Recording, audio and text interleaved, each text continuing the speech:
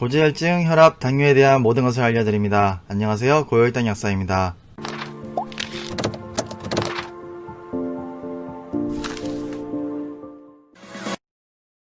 이번 영상에서는 혈압을 제대로 측정하는 법에 대해서 알려드리려고 하는데요.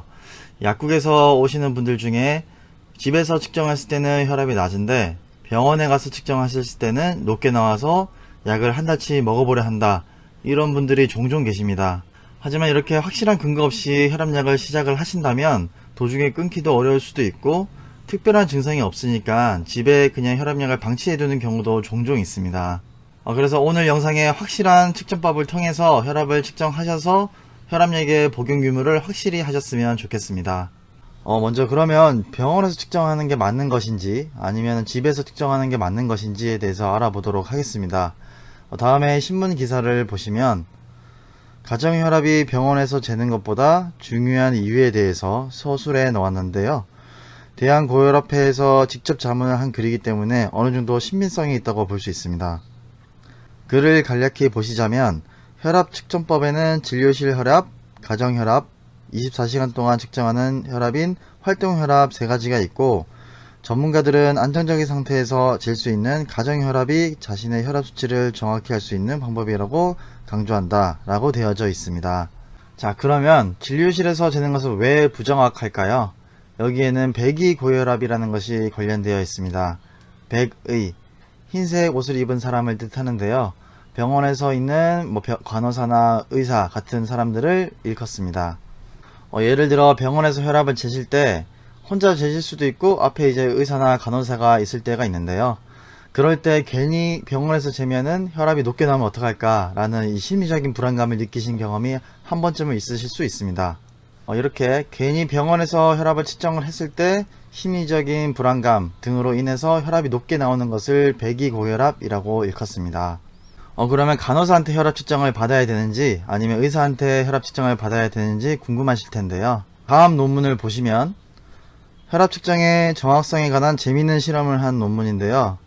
실험을 보시면 백의고혈압으로 측정되는 것, 즉 더 높게 측정되는 퍼센트가 의사가 가운을 입고 있을 때 약 30% 정도가 되고, 의사이지만 가운을 벗고 있을 때 25% 정도, 그리고 간호사가 가운을 입고 측정했을 때는 25% 정도, 가운을 벗으면 15% 정도가 좀 더 높게 측정되는 것을 보실 수 있습니다.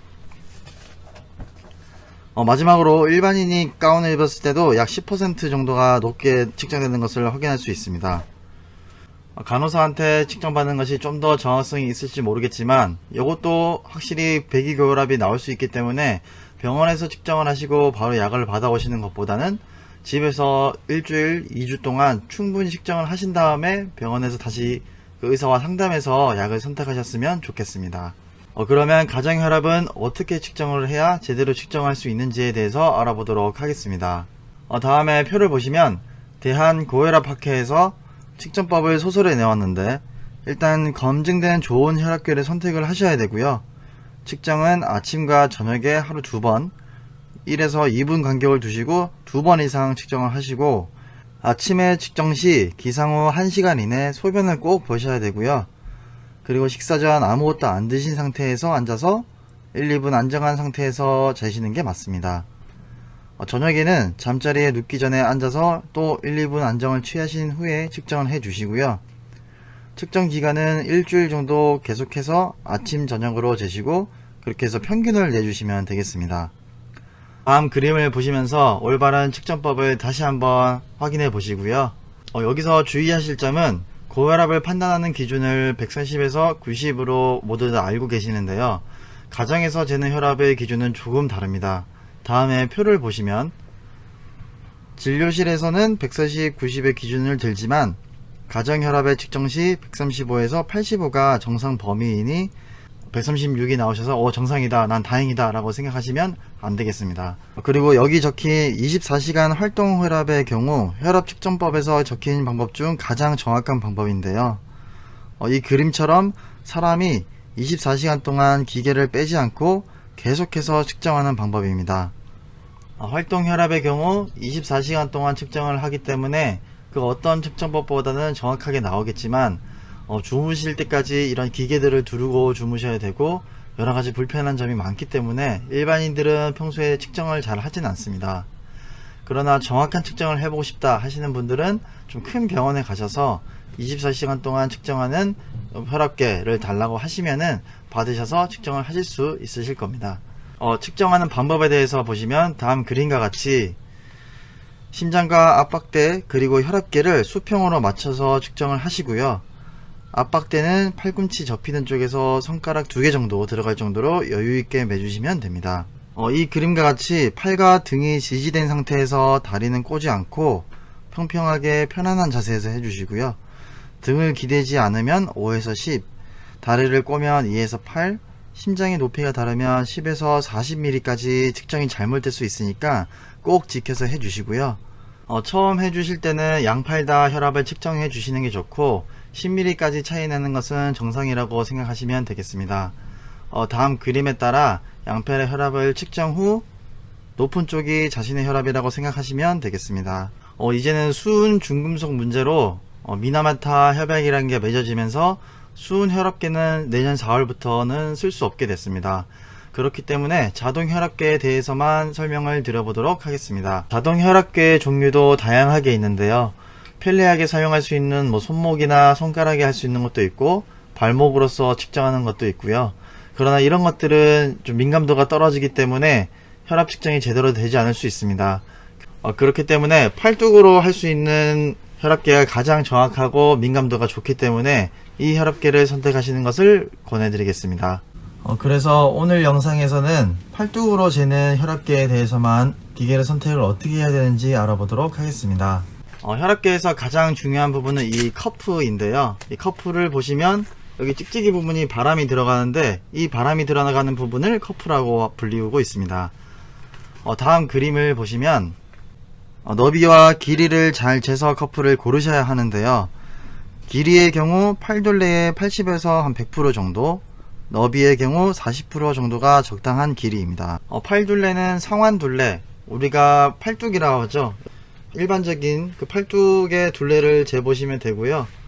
다음에 표를 보시면 팔둘레에 따라서 사이즈를 선택하는 기준이 적혀 있습니다.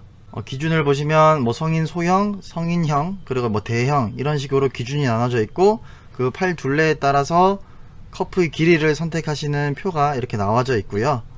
예를 들어 설명을 드려보자면 아이유님의 경우 팔둘레가 20cm도 안 되실 것 같은데 이런 분이 커프를 성인 보통 사이즈로 선택하시면 길이가 많이 남게 되기 때문에 저혈압이 나올 수 있는 가능성이 크고 이런 분의 경우 팔둘레가 엄청 크기 때문에 조여서 작은 걸 쓰시면 고혈압이 나올 수 있습니다.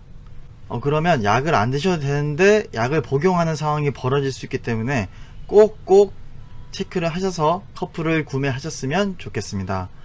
일반 성인 남성의 경우 다 표준에 맞춰서 나온 제품들이기 때문에 큰 걱정은 안 하셔도 되지만 자신이 헬스를 많이 해서 팔뚝이 두껍거나 하시는 분들이나 아니면 여성의 경우 팔뚝이 유달리 얇으신 분들은 꼭 아까 보여드렸던 표를 참고하셔서 커프를 구매하셨으면 좋겠습니다. 다음에 논문을 보시면 과체중 환자에서 보통의 커프를 사용한 혈압 측정에 관한 논문인데요. 과체중이 있으신 분에서 남성의 경우 10에서 플러스 마이너스 11.6까지 약 20까지 증가하는 경향을 보였다고 나와 있고요. 여성의 경우 4에서 8까지 상승하는 것을 확인하실 수 있습니다. 이처럼 커프 길이의 선택은 선택이 아니라 필수이기 때문에 꼭 체크를 하셔서 구매를 하셔야겠고요. 기계를 고르실 때는 다음과 같은 사이트가 있습니다. 이 사이트는 제가 링크를 걸어 두도록 하겠습니다. 여기서 이 화면에서 컨트롤 F를 누르시면 이러한 창이 뜨는데 자신이 가지고 있는 것이나 아니면 사고자 하는 혈압계 모델명을 넣으셔서 찾아보시면 되고 예를 들어 오므론 제품일 때는 이런 식으로 오므론을 넣고 찾으시면 녹색으로 있는 것을 쓰셔야 되고 그 외 주황색이나 빨간색은 비추천 제품이니 선택하지 마시고요. 집에 있으신 제품들도 이 사이트에 제품명을 쳐서 한번 제대로 된 혈압계인지 한번 알아보셔도 괜찮겠습니다. 영상 잘 보셨나요? 혈압 측정 방법부터 혈압 기계를 고르는 것까지 꼼꼼히 챙기셔서 혈압약을 복용 안 하셔도 되는데 혈압약을 복용하시게 되는 사례는 없었으면 좋겠습니다. 감사합니다.